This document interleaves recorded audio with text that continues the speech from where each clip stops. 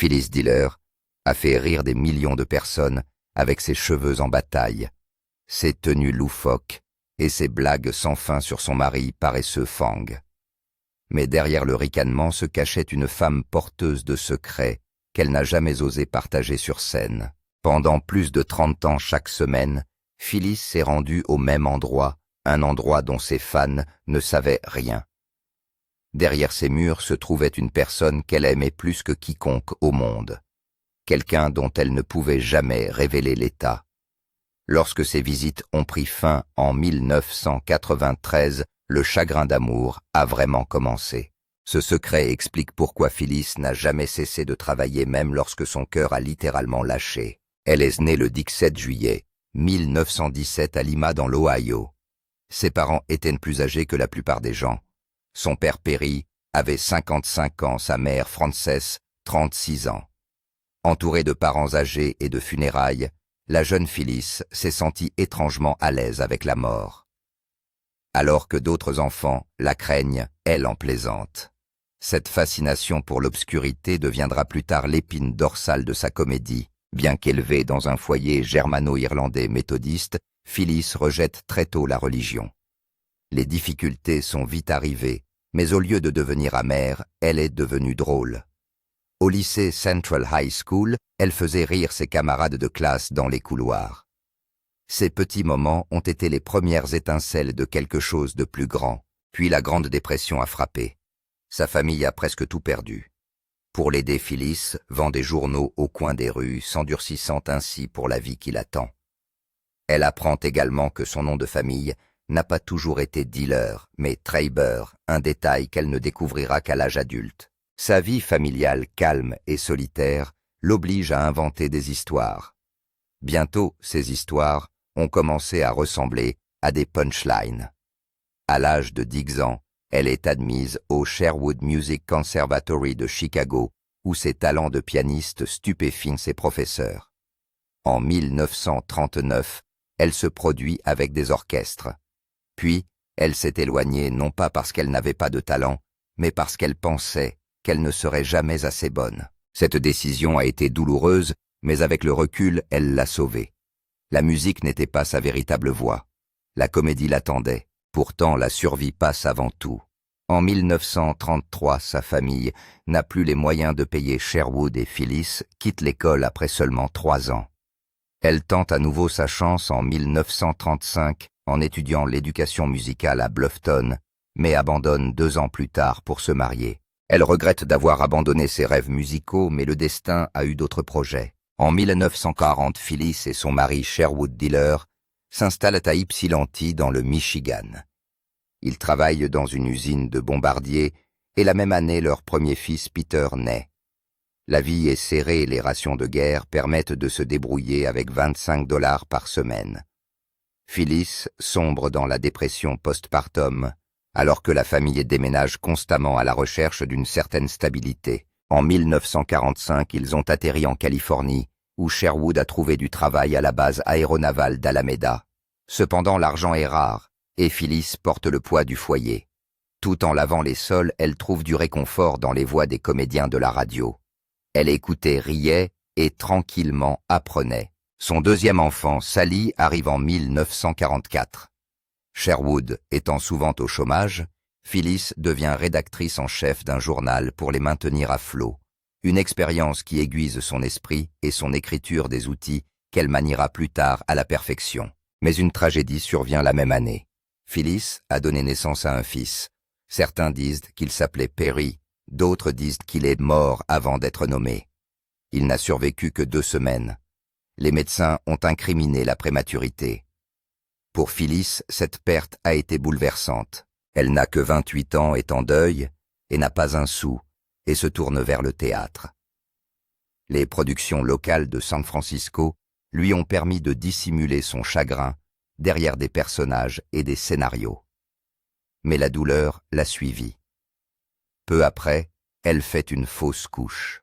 En 10 ans, elle a connu 6 grossesses, 5 enfants survivants et une perte dévastatrice. Malgré tout, elle a continué à écrire souvent pour seulement $2 par article souriant en public, tout en portant en privé un chagrin insupportable.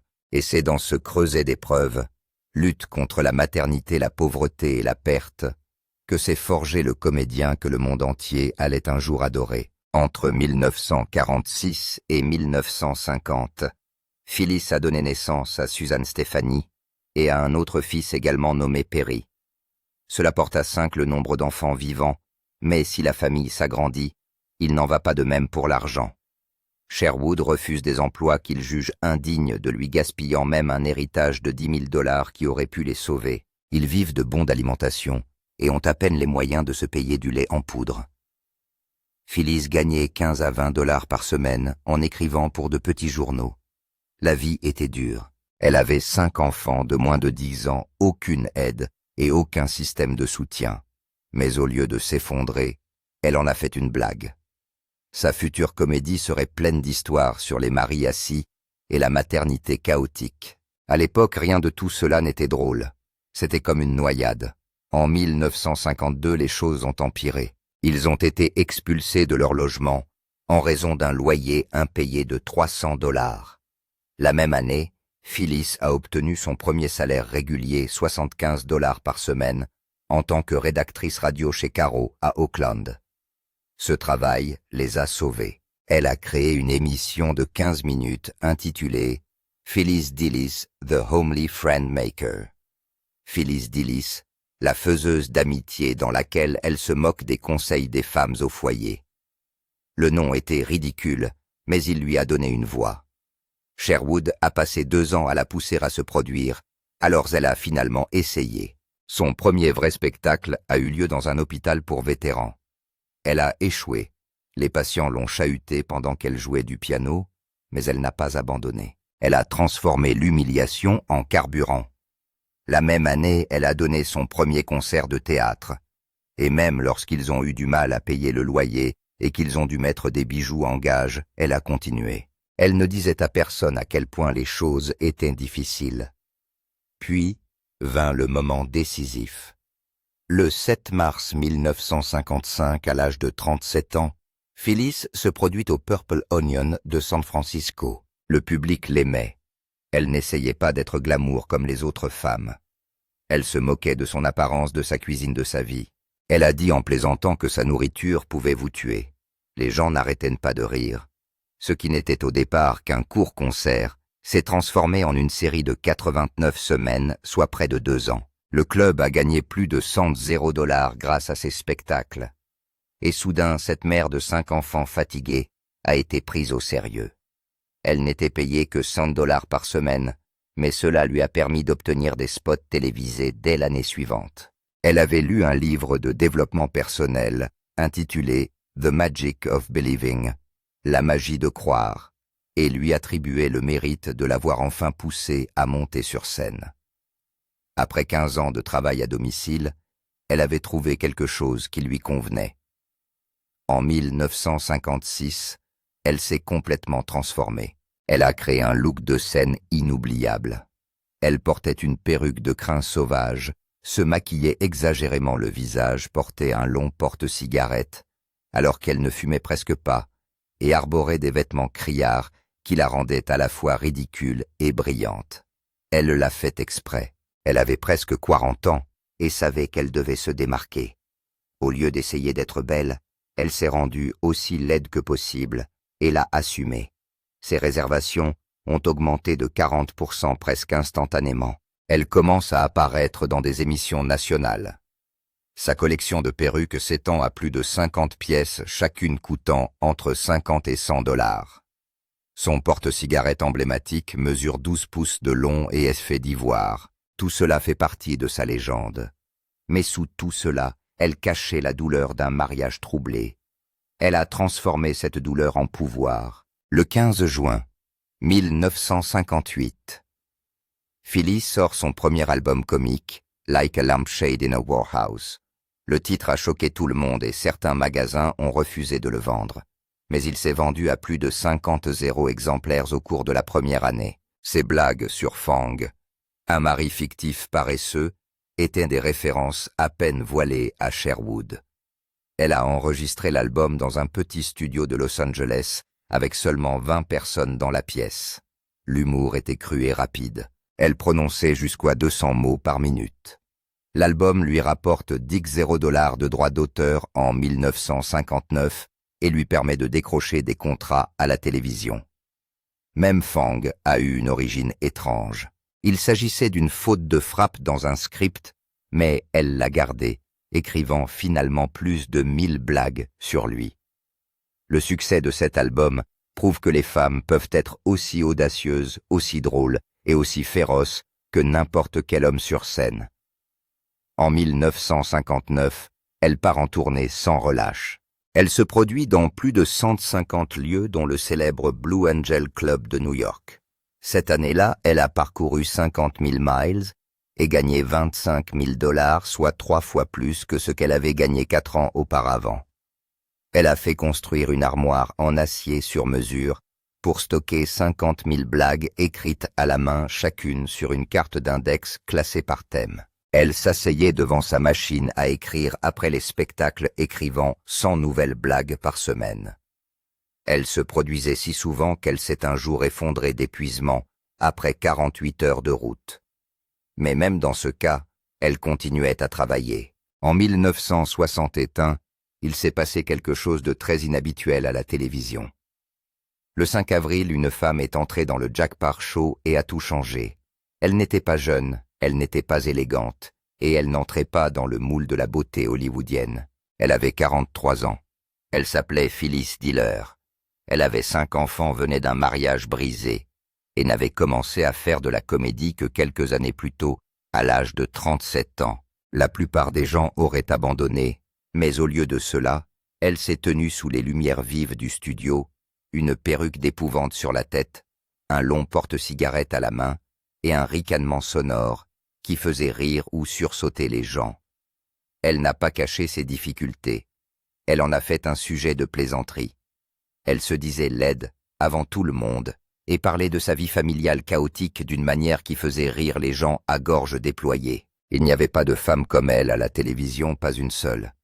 Et bien qu'elle soit terrifiée, qu'elle tremble tellement qu'elle a du mal à tenir le micro, elle continue. Cette seule apparition ne l'a pas seulement fait remarquer, elle l'a propulsée au rang de star. D'autres émissions l'appellent. Bientôt, elle participe au Ed Sullivan Show, et des comédiens comme Roseanne Barr diront plus tard qu'elle a changé leur vie. Ce vilain petit canard, comme certains l'appelaient, était soudain devenu une star. 5 ans plus tard, en 1966. Phyllis prend un autre grand risque. Elle joue dans sa première sitcom, The Pruitts of Southampton, diffusée sur ABC. Elle y joue le rôle d'une femme autrefois riche, secrètement fauchée, qui fait semblant d'avoir encore de l'argent pour que personne ne le découvre. L'émission était délirante. Dans un épisode, elle a essayé de faire cuire une dinde dans une machine à laver. Paul Lynde et John Astin ne sont que 2 des personnages étranges qui ont participé à l'émission. Le nom de l'émission a même été changé au milieu de la saison, devenant The Phyllis Diller Show en janvier 1967. L'émission n'a duré que 30 épisodes et s'est terminée en avril. Les audiences sont mauvaises. Elle s'est classée 77 et sur 91 émissions. Bien qu'il ait échoué, il lui a valu une nomination aux Golden Globes. Et cela a permis aux gens de réaliser quelque chose d'autre. Phyllis n'avait pas peur d'échouer, ni à la télévision ni dans la vie. Même TV Guide l'a classée plus tard comme l'une des pires séries de tous les temps. Mais au lieu de l'enterrer, elle a continué à se montrer. Même pendant la guerre du Vietnam, elle est partie en tournée avec Bob Hope, faisant rire les soldats quand ils en avaient le plus besoin. À la même époque, elle a trouvé un second foyer dans les jeux télévisés. En 1967, elle devient un visage régulier de l'émission The Hollywood Squares. Au fil des années, elle apparaît dans 28 épisodes jusqu'en 1980. Depuis sa petite cabine sur le plateau de Tic-Tac-Toe, elle lance des punchlines inoubliables. L'une de ses blagues les plus célèbres est celle où elle poursuit un camion de ramassage d'ordures en criant « Est-ce que j'arrive trop tard pour la poubelle ?» Le chauffeur lui répond « Non, montez tout de suite !» Telle était sa magie. Elle faisait rire les gens en se moquant d'elle-même. Les gens ont adoré. Elle ne se comportait pas comme une star. Elle était vraie, C'est ce qui l'a rendue emblématique. En coulisses, l'émission ressemblait à une fête. Elle enregistrait 5 émissions par jour et nouait de véritables amitiés avec les autres stars. Les fans ont également pu voir une autre facette d'elle. Elle ne chantait pas bien, elle fumait beaucoup, elle avait 6 enfants à la maison et dormait à peine. Mais elle a transformé tout cela en comédie. Même Eddie Murphy a dit que son rire avait influencé le sien, et elle ne plaisantait pas. Elle a ouvert des portes à des femmes comme Ellen DeGeneres bien avant que l'on connaisse son nom. En 1968, elle a obtenu sa propre émission de variété. Elle s'appelait The Beautiful Phyllis Diller Show et a été diffusée sur NBC à partir du 15 septembre. Elle n'a duré que 13 épisodes et s'est terminée en décembre. L'émission mêlait musique, comédie et interview. Bob Hope Goldie Hawn et Norm Crosby faisaient partie de ses invités. Même si elle ne pouvait pas chanter, elle chantait quand même. C'était Phyllis. Elle ne se souciait pas de savoir si c'était parfait. Elle voulait juste que ce soit amusant. Les audiences ont de nouveau été mauvaises et l'émission a été annulée au bout de 3 mois. Mais d'une manière ou d'une autre, cet échec a contribué à sa célébrité. Ses costumes audacieux, ses cheveux immenses et ses performances sauvages influenceront plus tard des stars comme Lady Gaga. La même année, elle repart en tournée au Vietnam avec Bob Hope. Elle a également interprété le personnage de Monster's Mate dans le film d'animation Mad Monster Party. Elle était partout même si l'audimat ne le montrait pas toujours. Sa carrière cinématographique au cours des années 1970 n'a pas été énorme, mais elle a connu des moments inoubliables. En 1969, elle a joué dans The Adding Machine, dans le rôle de Mrs. Zero.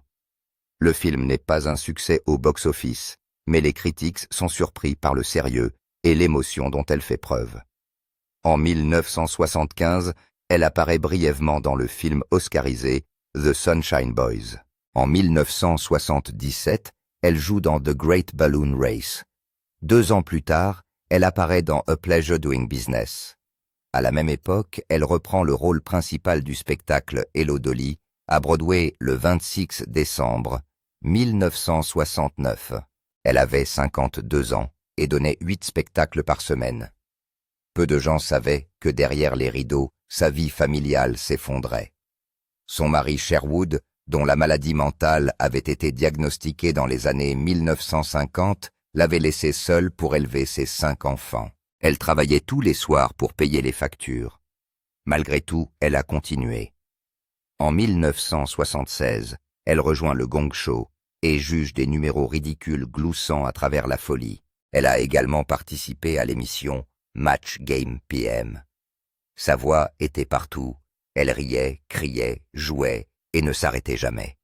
Elle a même joué dans le Muppet Show en 1979 et dans La Croisière s'amuse entre 1977 et 1986. À la fin de la décennie, elle avait plus de 40 films à son actif.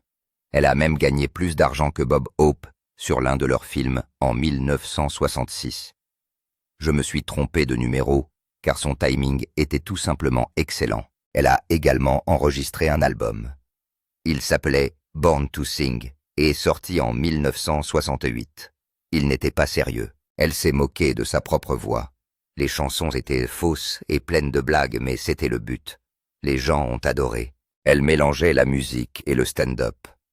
Sa liste de titres comprend des chansons comme Satisfaction et Hello Young Lovers, toutes interprétées à sa manière avec humour. L'album s'est bien vendu, mais il a permis à la chanteuse de faire salle comble lors de sa tournée. Ce que peu de gens savent, c'est qu'elle l'a enregistré alors qu'elle vivait un véritable enfer. Son mariage s'est effondré. Elle n'avait plus d'argent. L'une de ses filles, Sally, a plus tard été diagnostiquée schizophrène, et Phyllis lui a rendu visite chaque semaine pendant des décennies sans en parler à personne. En public, elle souriait. En privé, elle tenait à peine le coup. Cet album a débouché sur une émission de télévision en 1968 et en 1972, elle a fait sa propre voix dans les nouveaux films Scooby-Doo, se moquant des lectures psychiques. Ses fans l'adorent. Nombre d'entre eux appartenaient à la communauté gay, qui voyait quelque chose de beau dans ses couleurs vives et son audace à dire la vérité. Elle a sorti plus de 10 albums au total. Chacun d'entre eux ressemble à une petite rébellion. Dans les années 1990, elle est devenue autre chose, une voix. En 1990, elle incarne la reine des souris dans Casse-Noisette, un film d'animation canadien qui ne rapporte que 1,7 million de dollars sur un budget de 8,5 millions. Mais sa performance est remarquable.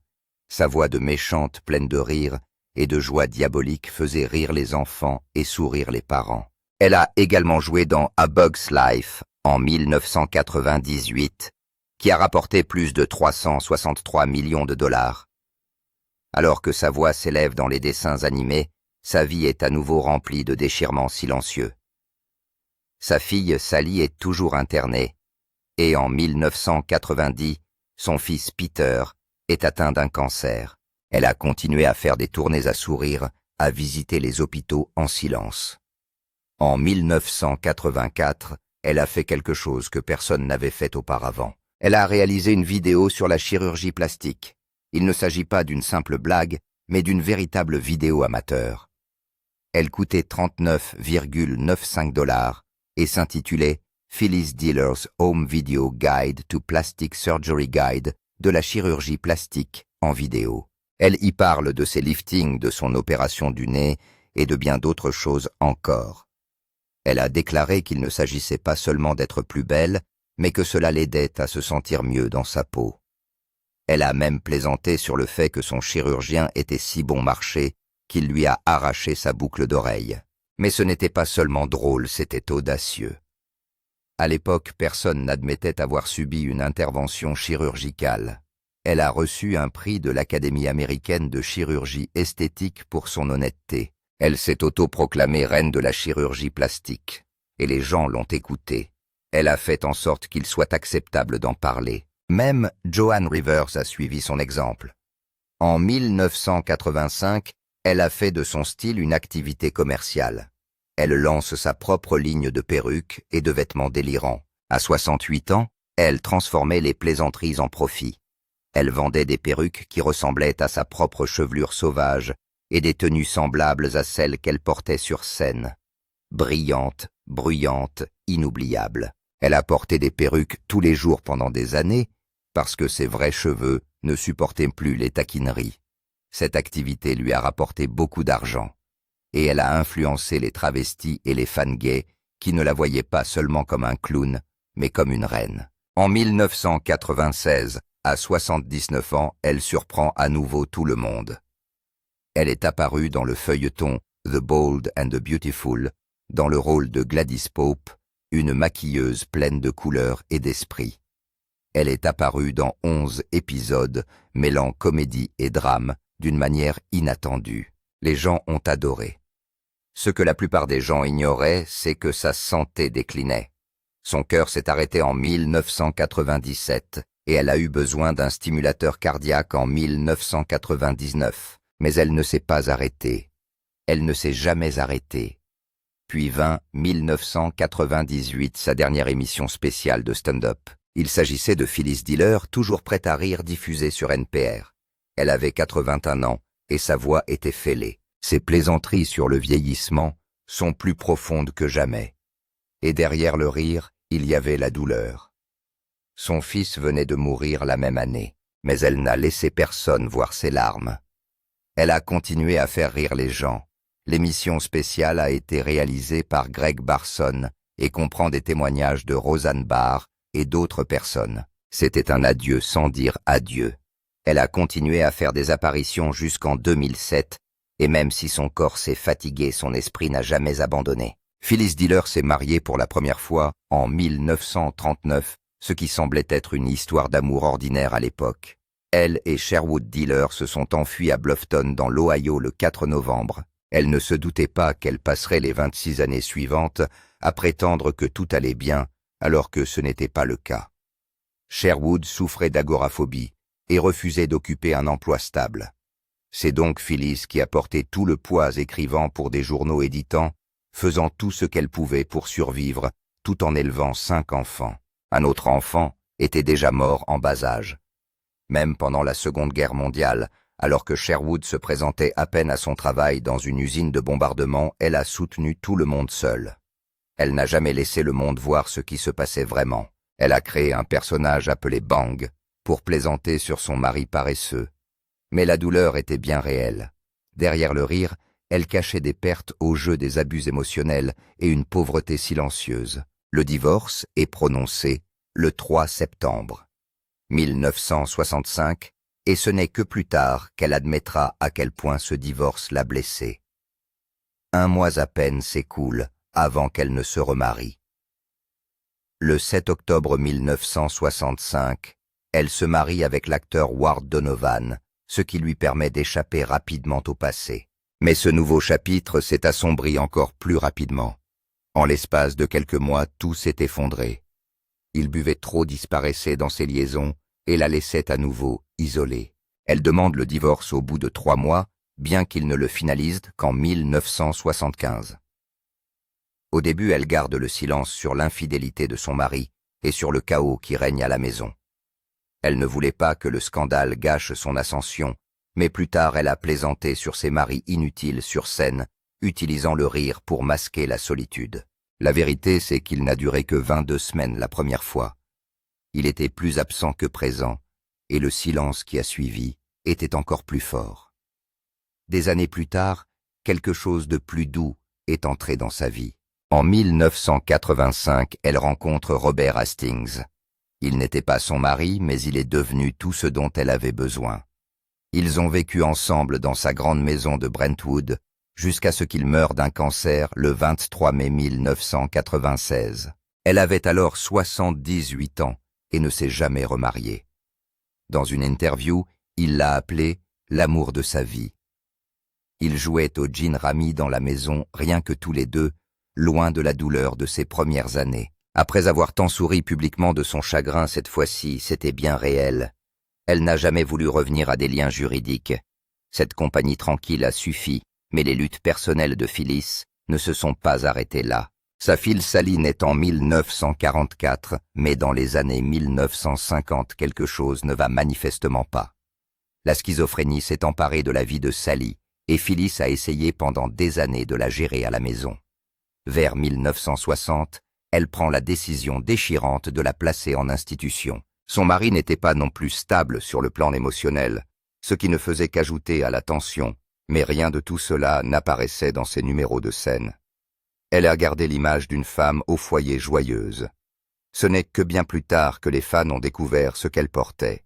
Sally est décédée en 1993 à l'âge de 49 ans, et Phyllis a dû continuer à sourire tout en perdant un autre enfant. Puis vint le 4 juillet 2002. Un jour habituellement rempli de célébrations s'est transformé en quelque chose de tout à fait différent. Sa fille Stéphanie est décédée d'une attaque cérébrale à l'âge de 54 ans. Phyllis avait aidé à élever les 3 enfants de Stéphanie après son mariage en 1973, et maintenant, soudainement, elle devait leur dire au revoir. Elle n'a pas arrêté de travailler. Elle n'a pas pris le temps de faire son deuil publiquement. Mais derrière son emploi du temps chargé et ses gros bras se cachait une mère de 84 ans qui avait déjà enterré son fils Peter, en 1998 perdu Sally, en 1993, et qui essayait maintenant de rester debout après un nouveau coup dur. En 1945, elle avait déjà enduré un autre type de chagrin d'amour. Son fils nouveau-né est mort 2 semaines après sa naissance. Ce décès est survenu après une fausse couche qui l'avait déjà profondément ébranlé. Sherwood et elle ont eu Peter en 1940 et Sally en 1944, mais rien ne pouvait la préparer à perdre un bébé. Elle n'en a pas parlé pendant des années. Ce n'est que dans ses mémoires de 2005, Like a Lampshade in a Whorehouse, qu'elle a enfin dit la vérité. Il a été enterré dans la discrétion à Lima, dans l'Ohio. Lorsque Phyllis est décédée en 2012, elle avait survécu à 4 de ses 6 enfants. C'est le genre de douleur qu'aucune réplique ne peut couvrir. Son cadette Perry, née en 1950, est atteint de dyslexie, ce qui rend l'école difficile et la vie à la maison encore plus pénible.